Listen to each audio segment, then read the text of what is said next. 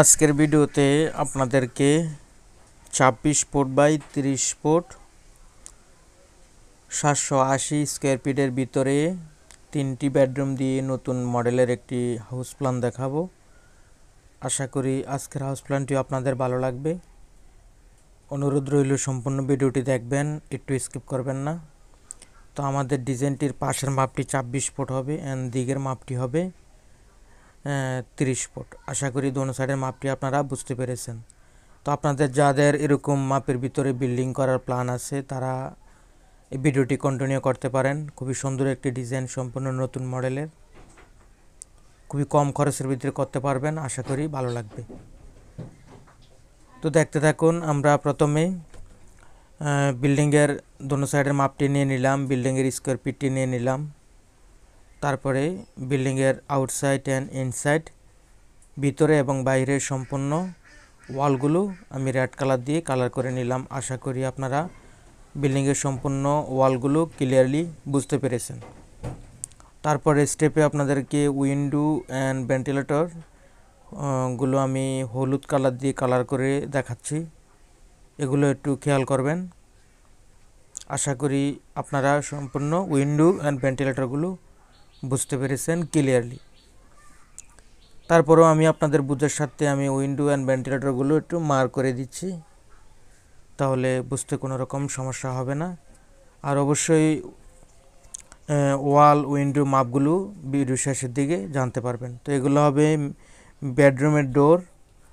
তো বেডরুমের ডোরগুলো আপনারা 3 ফুট করে রাখবেন, টয়লেট ডোর আপনারা 2.5 ফুট করে রাখবেন, কিচেনের ডোরও 2.5 ফুট করে রাখলেই হবে। আশা করি আপনারা ভিতরের ডোরগুলো বুঝতে পেরেছেন। তারপরে আমাদের গেট ডোরটি হবে এখানে। গেট ডোরটি আপনারা 4.5 ফিট বাই 7 ফিট রাখবেন। এনটিডি এ সাইড থেকে আশা করি বুঝতে পেরেছেন। তারপরে স্টেয়ারটি আমাদের এখানে হবে, স্টেয়ার আপ এ সাইড থেকে উঠাবেন, 3 ফুট করে সিঁড়ির মাপটি রাখবেন। যদি আপনাদের প্রয়োজন হয় তাহলে আরও 6 ইঞ্চি বাড়িয়ে 3.5 ফুটও রাখতে পারেন। তারপরে স্টেপে কলমে চিহ্নগুলো একটু দেখে নেবেন খেয়াল করে। কলমের সাইজটি অবশ্যই ভিডিও শেষের দিকে আমরা সম্পূর্ণ জানানোর চেষ্টা করব। আশা করি আপনারা ক্লিয়ারলি কলম চিহ্নগুলো বুঝতে পেরেছেন। তো আমরা প্রথমে ফার্স্টে মাস্টার বেডরুমের মাপটি আমরা দেখে নিব। তো আমাদের ফার্স্ট বেডরুমের মাপটি হবে 12 ফুট 9 ইঞ্চি বাই 12 ফুট। আশা করি আপনারা ফার্স্ট মাস্টার বেডরুমের মাপটি বুঝতে পেরেছেন। তারপরে সেকেন্ড মাস্টার বেডরুম, এটার মাপও হবে আমাদের এ সাইডে 12 ফিট অ্যান্ড এ সাইডে 12 ফিট। আশা করি বুঝতে পেরেছেন। তারপরে toilet and bathroom, toilet and bathroom এটার এ সাইডের মাপটি হবে 7 ফিট অ্যান্ড 4 ফিট 4 ইঞ্চ। আশা করি বুঝতে পেরেছেন। তারপরে সেন্টারে আমরা ডাইনিং অ্যান্ড ড্রয়িং প্লেস এরিয়াটি আমরা রাখব। তো এটার এ সাইডের মাপটি হবে 17 ফিট 9 ইঞ্চ অ্যান্ড এ সাইডের মাপটি হবে 8 ফিট। আশা করি বুঝতে পেরেছেন। তারপরে একটি গেস্ট বেডরুম পাবেন।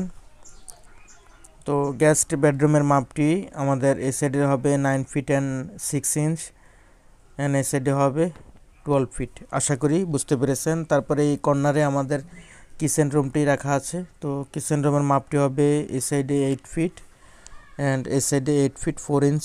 আশা করি আপনারা ভিতরের রুমগুলো প্লাস রুমের মাপগুলো ক্লিয়ারলি বুঝতে পেরেছেন।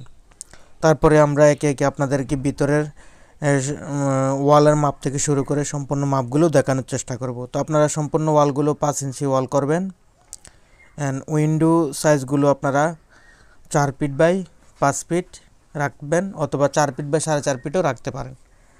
আর ভেন্টিলেটর সাইজটি আপনারা 1 ফিট 6 ইঞ্চি অ্যান্ড 2 ফিট রাখবেন, ঠিক আছে। তারপরে কলম সাইজটি আপনারা 10 ইঞ্চ বাই 12 ইঞ্চ রাখবেন। তারপরে আমাদের বিম আপনারা বিম সাইজটি 10 ইঞ্চি বাই 15 ইঞ্চি রাখবেন।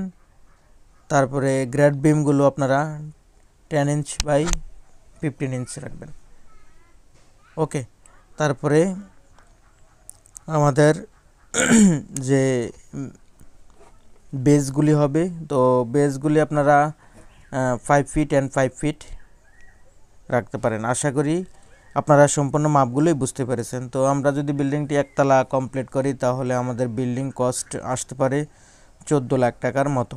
তো কেমন লাগলো ভিডিওটি অবশ্যই কমেন্ট বক্সে জানাবেন। ভালো